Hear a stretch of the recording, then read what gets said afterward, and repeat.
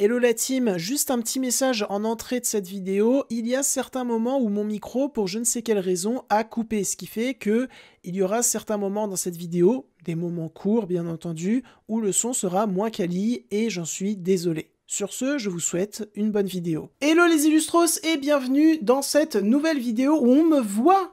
Et oui, ça faisait 5 mois qu'on m'avait pas vu sur la chaîne, à part dans des shorts, mais des shorts de 15 secondes, donc ça compte pas trop. Je ne vais pas faire durer le suspense aujourd'hui, de toute manière, vous l'avez vu sur la miniature, on va parler de DVD et de Blu-ray, et plus particulièrement de Blu-ray. Il ne s'agit pas de ma collection DVD et Blu-ray 4, puisque notre collection DVD et Blu-ray avec Alexandre partie 3 n'est toujours pas sortie. Je pense que je sortirai cette partie 3 cet été. De toute manière, j'ai promis en début d'année que cette partie 3 allait sortir cette année. Donc, elle sortira cette année. Après, même si la vidéo que vous êtes en train de regarder n'est pas ma collection DVD et Blu-ray 4, bah ça y ressemblera comme deux gouttes d'eau, puisque je vais vous présenter des Blu-ray que j'ai achetés dernièrement et je vais donner mon avis sur les films. Ça va pas être des avis extrêmement longs, parce que je ne peux tourner que 27 minutes avec la carte SD que j'utilise actuellement. Donc écoutez, je ne vais pas faire durer le suspense plus longtemps. Désolé si vous entendez des bruits de voiture, des bruits de vent. C'est juste qu'il commence à faire de plus en plus chaud, de plus en plus beau. Du coup, j'avais besoin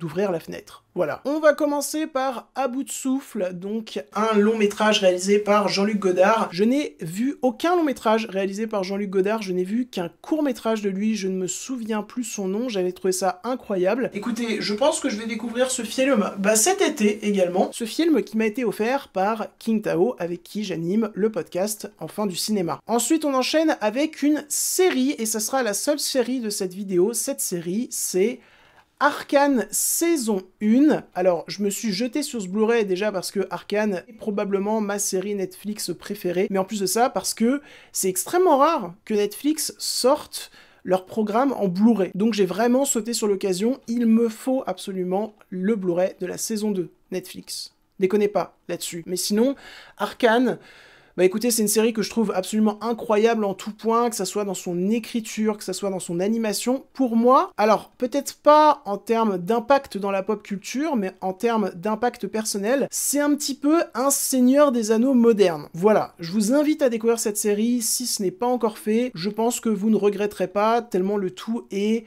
extrêmement travaillé de bout en bout. Et c'est marrant parce que quand la série a commencé, je m'attendais à ce qu'il y ait 3-4 saisons, au final il n'y en a eu que 2, mais 2 qui sont exemplaires, ils ont su s'arrêter au moment où il fallait, donc bah bravo! Gros big up à toutes celles et ceux qui ont bossé sur la série Arcane. Ensuite, on enchaîne avec If ou Blue et compagnie en VF. Je déteste son titre VF, je préfère beaucoup plus son titre VO. Un film qui est sorti l'année dernière, réalisé par John Krasinski et avec Ryan Reynolds dans le rôle principal. C'est un film que j'ai énormément apprécié. Je sais pas si vous vous souvenez, je l'avais mis dans mes mentions honorables. J'ai tellement pleuré devant ce film. C'est très simple. Pendant 1 heure, j'ai pas pleuré. Pendant toute l'heure qui a suivi, je n'ai pas arrêté de pleurer. Et mon frérot Alex a pleuré également. Ça prouve que c'est un film qui, en termes d'émotion, est très bien travaillé, mais en plus de ça, je le trouve super imaginatif. Je trouve que le concept est vachement bien géré de bout en bout. Non, If, c'est comme ça. Ensuite, on enchaîne avec Challengers de Luca Guadagnino. J'adore le travail de ce cinéaste, contrairement à King Tao qui a détesté Challengers. Après, il n'a pas vu d'autres longs métrages de ce réal, donc peut-être qu'en en voyant d'autres, il aimera plus. Challengers, c'est dans mon top de l'année, c'est un énorme kiff, et je dois dire que je l'avais pas dit à l'époque dans la critique qui est disponible sur la chaîne et qui est avec King Tao, mais j'adore la photographie de ce film. Je trouve que elle arrive à capter vraiment ce qu'est l'essence qu'on ressent en été. Ensuite, on enchaîne avec Fenêtre sur cour d'Alfred Hitchcock, un nouveau Blu-ray offert par King Tao. Je le remercie, surtout que ce Hitchcock-là, je ne l'ai pas vu et j'ai toujours rêvé de le voir. Donc écoutez, ça ne saurait tarder. Et j'aime bien l'édition. Je la trouve plutôt jolie. Ensuite, on enchaîne avec Godzilla Minus One. Alors d'habitude, j'en ai pas grand chose à foutre des films de Kaiju, mais celui-là, je suis allé le voir au cinéma 2 fois et j'ai pris un pied monstre. C'est un film qui a été fait avec un tout petit budget qui rivalise tellement bien avec les grosses productions américaines type Godzilla vs Kong, qui sont absolument détestable. Je déteste ces adaptations-là. Godzilla Minus One, je l'aime beaucoup parce que, premièrement, c'est très impressionnant, mais en plus de ça, ça retourne à l'aspect très politique que porte en lui la créature de Godzilla. Ma phrase n'est absolument pas française. Que porte en elle la créature de Godzilla. Voilà, là, c'est beaucoup mieux. Et ce Blu-ray m'a été offert par King Tao. Voilà. Encore une fois, merci King Tao. Je t'aime King Tao. Ensuite, on enchaîne avec une trilogie assez décriée, mais moi j'en suis assez fan. La dernière trilogie Halloween par David Gordon Green. Je les aime tous et mon préféré, c'est le 3. Je sais que c'est pas le cas de beaucoup de monde, mais j'aime beaucoup la façon dont le cinéaste travaille la transmission du mal. Et surtout, je le trouve blindé de scènes fortes, ce troisième opus. Mais comme toute la trilogie, je trouve que c'est une trilogie qui se tient très bien en termes de propos, qui a des scènes véritablement marquantes. Non, je suis assez fan de la trilogie de David Gordon Green. Par contre, je déteste son exorciste, et je l'ai appelé David Gordon Green. Non. Green, voilà, c'est mieux. J'ai vraiment du mal à m'exprimer dans cette vidéo. Ensuite, on enchaîne avec Hellraiser, le pacte. J'ai trop hâte de me choper le deuxième opus, qui est mon préféré. Peut-être que je me prendrai le troisième aussi. Le troisième est pas ouf, mais il est quand même vachement marrant, surtout avec le Hellraiser, enfin, le Cenobite avec tous les disques là. Hellraiser, le pacte, si vous aimez de l'épouvante horreur méga créative et méga gore, avec un univers méga marquant, jetez-vous dessus. Mais je pense que vous connaissez déjà. Et le remake qu'il y avait eu en 2021 était vraiment pas mal. Ensuite, on enchaîne avec Illusion perdue de Xavier Giannoli. J'ai appris qu'il allait réaliser un nouveau long métrage et j'ai très hâte de le voir parce que Illusion perdue, ça fait partie de mes longs métrages français qui sont sortis dans les 5 dernières années que j'aime le plus. À chaque fois que je le revois, je reprends un pied monstre. Je le trouve tellement fort dans sa structure, tellement passionnant dans son jeu d'acteur, dans son jeu d'actrice, et également dans son propos. De toute façon, Balzac, c'était pas Jojo le rigolo, hein, mais l'adaptation est vraiment excellente, donc jetez-vous sur Illusion perdue si vous ne l'avez pas encore vu. Ensuite, on enchaîne avec un autre long métrage assez décrié, à savoir Indiana Jones 5 et le cadran de la destinée. Alors oui, je conçois que ce film a plusieurs problèmes assez conséquents visuellement. Je conçois parfaitement ça. Par contre, je trouve que l'histoire est de la même qualité que les précédentes histoires des précédents Indiana Jones. Vraiment, je prends un pied monstre devant ce film, je le trouve extrêmement émouvant, c'est probablement l'opus d'Indiana Jones où le personnage est le plus travaillé, et ça c'est quand même vachement louable. Et non, même s'il y a des problèmes d'effets spéciaux surtout, les scènes d'action en jettent, je trouve surtout celles à Tanger, ou encore tout le final, je vais pas le spoiler, mais tout le final qui est très intelligent dans la construction de sa dramaturgie, de son suspense. Non, vraiment, Indiana Jones 5, je l'ai revu avec King Tao et son père, on a revu tous les Indiana Jones, je trouve qu'il a parfaitement sa place dans la saga et c'est une très bonne fin. Ensuite, on enchaîne avec Kinds of Kindness de Yorgos Lanthimos. Alors, un petit peu plus loin, il y aura Poor Things, et j'aime beaucoup la duologie que forment Poor Things et Kinds of Kindness dans son cinéma. Poor Things, il s'évadait un petit peu dans un autre style qui a pas convaincu tout le monde, mais que moi j'ai trouvé très intéressant, et Kinds of Kindness, là, il revient vraiment dans son style pur et dur, vraiment vénère, avec beaucoup d'humour noir et beaucoup de sarcasme, et j'aime beaucoup. Kinds of Kindness, c'était dans mon top film 2024, et Poor Things, c'était dans mes mentions honorables. Kinds of Kindness, dans son propos de fond, est tellement passionnant, tellement bien construit, tellement fort. J'adore ce film, c'est probablement mon préféré de Yorgos Lanthimos. J'ai parlé de ce film sur la chaîne, j'ai fait une critique, n'hésitez pas à aller la regarder pour avoir un aspect plus complet sur mon avis. Voilà. Ensuite, on enchaîne avec un film qui n'a rien à voir, beaucoup décrit également, Kung Fu Panda 4, pareil que pour Indiana Jones 5, je trouve qu'il a parfaitement sa place dans la saga. Il est peut-être un peu plus bordélique en termes de scénario que les 3 premiers, mais en termes d'animation, il est tout aussi intéressant, et les nouveaux personnages, je les kiffe grave, je suis désolé. On enchaîne avec un Ghibli, le château de Cagliostro. Voilà, je l'ai bien prononcé. Yes, j'ai enfin réussi. Eh bien, figurez-vous que je ne l'ai pas vu, il me semble que c'est le premier Ghibli, c'est King Tao qui me l'a offert, donc merci à toi King Tao, je vais le regarder très prochainement. Je pense que je me ferai un cycle des Ghibli que je n'ai pas vu vers la fin du printemps. Voilà, peut-être en Irlande, quand je serai en Irlande, parce qu'à la fin du printemps, je retourne en Irlande, ce qui veut dire que vous allez avoir encore plus de shorts irlandais. On enchaîne avec un François Truffaut, c'est le seul que j'ai en Blu-ray, je ne l'ai pas vu, enfin, je l'ai vu à moitié, j'ai commencé à le voir un jour et j'ai arrêté, pas parce que j'aimais pas, je me souviens plus la raison, c'est les 400 coups, et ça a été offert par King Tao, on le connaît bien celui-là. Eh bien, j'aime beaucoup cette édition, j'aime beaucoup cette affiche, je ne connais pas bien du coup le cinéma de François Truffaut, pour pas dire que je le connais pas du tout, bah, je vais peut-être le découvrir en même temps que je découvre À bout de souffle. Voilà, ça me semble être une bonne idée. On enchaîne avec un long métrage que j'ai abordé dans le premier épisode Enfants du cinéma en compagnie de King Tao, celui où il avait son micro horrible là. C'est L'innocence de Koreeda. Koreeda qui est probablement mon cinéaste préféré actuellement. Tous ses films me transpercent le cœur, mais vraiment tous. C'est-à-dire que je pense que la moins bonne note que j'ai mis à un de ses films, ça devait être 8. Sinon c'est que des 9 et des 10. Et L'innocence, en termes de réinvention de son cinéma, est absolument fascinant. C'est pas forcément son plus accessible à tous les instants, mais en même temps son plus accessible à certains instants. N'hésitez pas à aller voir le podcast qu'on avait fait dessus, on en a parlé pendant 1 heure, on a vraiment creusé notre avis sur le long métrage. Bref, regardez du Koreeda, c'est absolument passionnant de bout en bout, et je pense que je vais m'acheter plein d'autres Blu-ray de Koreeda. Il y aura sûrement un jour un podcast ou une vidéo sur toute sa filmographie. Ensuite, on enchaîne avec Magic, un film que m'a offert Théopold, que je n'ai absolument pas vu. Je suis désolé Théopold, j'aime beaucoup l'édition. Et en fait, il me semble que ce film est inspiré, en tout cas il est en corrélation avec un autre long métrage dont j'ai parlé dans le podcast Enfants du cinéma spécial Halloween, qui s'appelait Au cœur de la nuit. Voilà, je crois qu'il s'appelait Au cœur de la nuit. Non, il s'appelait pas Au cœur de la nuit. Comment il s'appelait? Bon, si je retrouve son affiche, normalement elle s'affiche au montage. Il y a toute une histoire avec un pantin articulé dans ce long métrage là, et ce film est apparemment inspiré de l'histoire du pantin articulé dans le film, dont je n'ai plus le titre. Voilà. Ensuite, on enchaîne avec Nous les Leroy de Florent Bernard.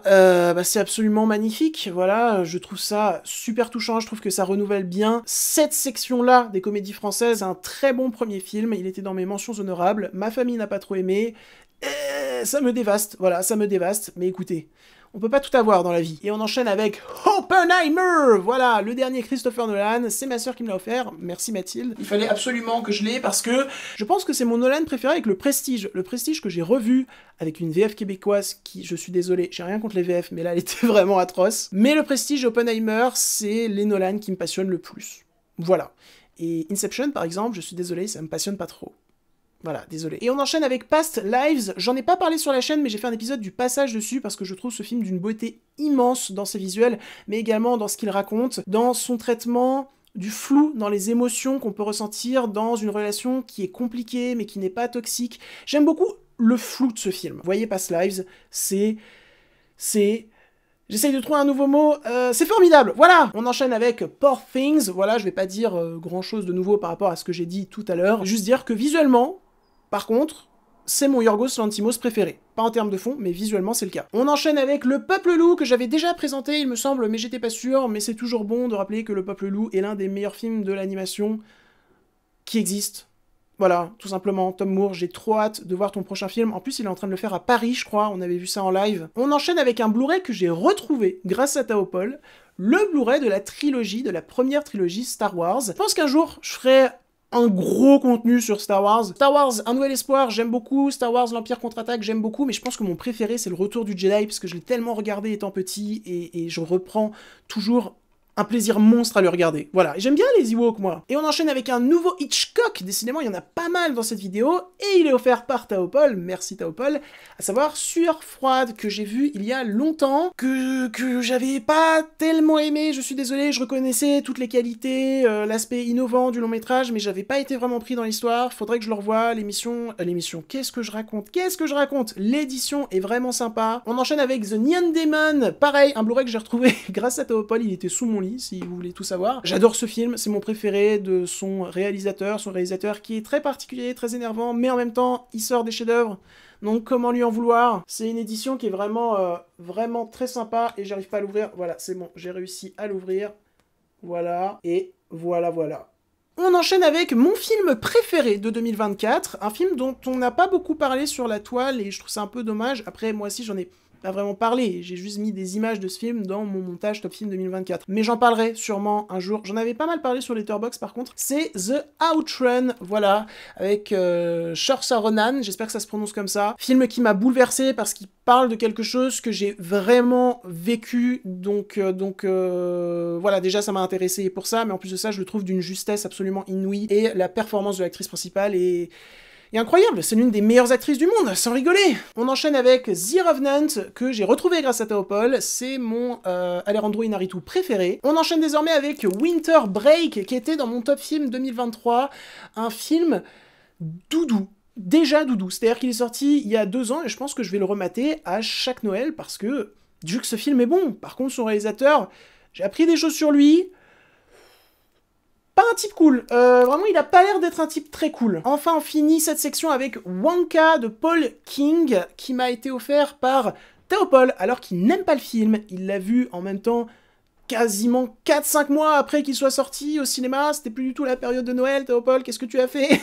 Wonka, j'adore. C'est, je pense, le meilleur film de Paul King, tellement son imaginaire se déploie, mais d'une force et merveilleusement bien tout le long du long métrage. Après, je sais qu'il y a des gens qui sont pas fans des visuels, le côté très animation parfois de certaines créatures. Moi, j'aime beaucoup parce que je trouve que ça a toujours été présent dans le cinéma de Paul King et j'aurais bien aimé qu'il réalise Paddington 3 parce que Paddington 3, désolé de le dire, c'était vraiment pas ouf. Ensuite, on enchaîne avec une nouvelle section. Voilà, je sais pas pourquoi c'est une nouvelle section, juste j'ai retrouvé ces Blu-ray dans un autre endroit de ma chambre. Je sais pas pourquoi je m'explique. Pourquoi je m'explique? On enchaîne avec Cure de Kiyoshi Kurosawa, un long métrage que j'adore vraiment beaucoup, beaucoup, beaucoup. C'est-à-dire que j'ai fait un épisode du passage dessus, mais qui malheureusement est bloqué dans tous les pays pour le moment. Et j'ai carrément participé à un podcast centré sur les films d'épouvante horreur, avec 2 gars extrêmement sympas, et ils m'ont dit de quel film tu veux parler. J'ai dit je souhaite parler de Cure, parce que pour moi c'est un chef-d'œuvre du terrifiant, un chef-d'œuvre du comment créer de la peur sur quelque chose qu'on ne comprend pas, mais de manière différente que d'habitude. Je vous invite à aller écouter le podcast, je le mettrai en description. Les 2 gars étaient ultra sympas, on a pu parler pendant au moins 1 heure, et c'était vraiment super, tout comme le long métrage. C'est une édition collector, voilà, que j'ai reçue il y a 2 jours, et voyez ce film, ne vous renseignez pas trop dessus, voyez ce film. Ensuite, on enchaîne avec le très beau steelbook de Furiosa A Mad Max Saga, et pourquoi ce film a bidé? Pourquoi vous l'avez laissé bider? C'est tellement le haut du panier des blockbusters actuels. George Miller, il a 80 piges, et il ruine le travail de toutes les personnes qui réalisent chez Marvel, toutes les personnes qui réalisent chez DC. Non, je peux pas dire ça, je vais me faire des ennemis. Surtout qu'il y a des personnes qui réalisent des bons films chez Marvel et DC. Mais donc voilà, très très belle édition Steelbook. Et Furiosa, bah, c'était mon 2e film préféré de l'année dernière. J'ai très hâte de le revoir en été, puisqu'il fait chaud dans ce film. Je le reverrai un jour de canicule, comme ça, j'aurais vraiment l'impression d'être dans l'univers de George Miller. Ensuite, on enchaîne avec une édition que j'ai retrouvée grâce à Théopold. C'est vraiment le running gag de cette vidéo. Jurassic Park en 3D. Je sais pas pourquoi je me la suis achetée, parce que j'ai pas de télé 3D, j'en ai jamais eu. Ah si, c'est vrai, parce que mon pote Alex avait une télé 3D, et je crois que je l'avais acheté pour voir Jurassic Park en 3D chez lui, on l'avait vu, et je me souviens plus du tout de la qualité de la 3D, reste que Jurassic Park, ça reste un immense chef-d'œuvre que mon papy a découvert à 89 ans, il y a 1 mois. En ce moment, à mon papy, je lui ai fait découvrir plein de films que je ne pensais pas qu'il allait avoir dans sa vie. Je lui ai fait découvrir Ratatouille, Jurassic Park, La Nuit au musée, bref. J'ai trop hâte de lui faire découvrir plein d'autres longs métrages. Et on enchaîne avec le steelbook de Jurassic Park 2, Le Monde Perdu, un film tellement bordélique, vraiment avec tellement de problèmes, mais tellement généreux, et surtout en termes de cadre, c'est toujours la magie de Spielberg qui opère et qui est beaucoup trop forte, quoi. Et il faudrait que je le montre à mon grand-père, celui-là, d'ailleurs. On enchaîne avec Les Oiseaux, un film d'Hitchcock, offert par Théopold. Lui, pour le coup, je l'ai vu et je m'en souviens assez bien. Je l'aime beaucoup, beaucoup, et j'ai été traumatisé quand j'étais petit par la scène avec un œil en mauvais état.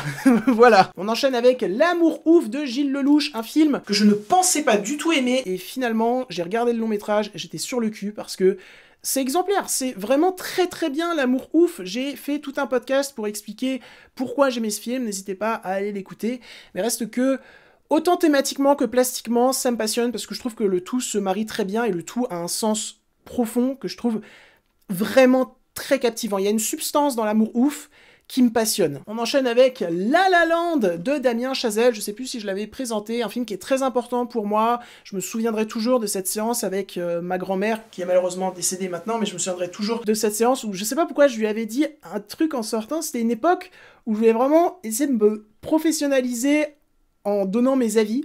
Et du coup, j'avais fini le film, et j'avais dit, j'ai pas trop d'avis, il faut que je le revoie une 2e fois. Et ma grand-mère s'était foutue de ma gueule, et elle avait totalement raison. J'aurais pu très bien dire, bah j'ai aimé ou j'ai pas aimé. Ensuite, on enchaîne avec Monty Python Sacré Gras. J'adore les Monty Python. Dernièrement, j'ai découvert Jabberwocky de Terry Gilliam. Vous voyez du Terry Gilliam, c'est absolument génial. Si vous en avez jamais vu, qu'est-ce que vous faites? On enchaîne avec Mustang. Mustang, qui est un long métrage dont on a parlé avec Théopold dans Enfants du cinéma. Un long métrage très compliqué à se bouffer parce qu'il a des thématiques très solides, très dures, mais je pense que ça fait partie de ces longs métrages vraiment nécessaires. Tous les longs métrages pour moi sont nécessaires, ont leur importance. Mais lui par exemple, si on peut le montrer dans des collèges ou dans des lycées, je pense que ça serait vraiment un bon move de tenir au courant le plus de jeunes possible, le plus de gens possible sur ce qui peut se passer dans le pays du long métrage. Et enfin on finit avec Reality, un long métrage qui m'a été offert par mon oncle Paul, et j'ai tardé à le voir, j'ai fini par le voir, et je l'ai trouvé vraiment très intéressant dans sa volonté de coller au réel, vraiment plus. Je conçois qu'on puisse détester le style du long métrage, mais moi je trouve que ça le rend vraiment unique, notamment avec toutes les scènes où le son et l'image est de plus en plus parasité. Il y a vraiment... On ressent l'angoisse, vraiment... très fortement. Je trouve que ça marche très bien, c'est un long métrage qui dure 1h20, même peut-être moins. Il me semble qu'il est disponible sur Canal+ en ce moment, donc n'hésitez pas à checker et peut-être à voir le film si ça vous intéresse. Et je ne suis pas payé par Canal+ pour dire ça, évidemment. Et en fait, il en restait un dernier, c'est Promare, qui m'a été prêté par Joe. Voilà, Captain Walker, je n'ai toujours pas vu ton film, ça va faire pratiquement 2 ans que tu me l'as prêté, je suis désolé, vraiment je suis désolé, j'ai pas d'excuses. Et donc voilà, c'en est tout pour cette vidéo, j'espère qu'elle vous aura pu intéresser et divertir. Si c'est le cas, n'hésitez pas à la liker, la commenter, la partager, je tiens plusieurs réseaux qui sont en description. N'hésitez pas à aller me suivre dessus car je suis très présent. J'espère que ce petit update sur ma collection DVD et Blu-ray vous aura plu. Je sais que vous aimez bien ce concept sur la chaîne. Et puis je me suis dit que je pouvais le sortir pour vous faire patienter par rapport à notre collection DVD et Blu-ray partie 3 avec Alexandre, qui là sera une vidéo qui sera bien plus fat, qui durera bien plus longtemps. Sur ce, je m'en vais côtoyer d'autres univers, et je vous dis salut!